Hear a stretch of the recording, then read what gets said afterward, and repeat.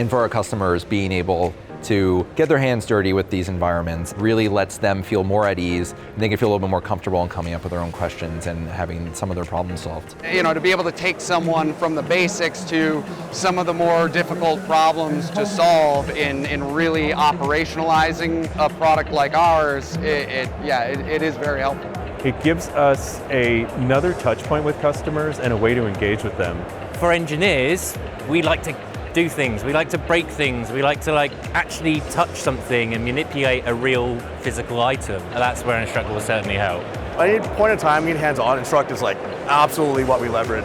Now we have Instruqt. They don't have to really much think about how to set up the environment. They really focus on what I have to say. They learn new things, and the platform is there to assist them, achieving this. And as they're reading the documentation, they want to try something out.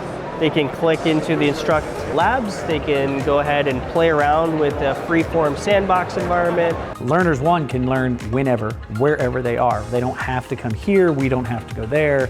We can easily set up the environment, and they can just start learning. I can go into an environment like yesterday with 100, 150 people. It doesn't really matter. Instruqt just works. We just ran a large conference, told everyone in the conference, you can go and click this button and start an environment.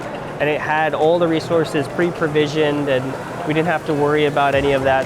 And for the on-demand classes, it allows us to build an environment for every person. I can just go to a class right now, any amount of students, and give the same training, where before I would need to prepare the environment, prepare everything.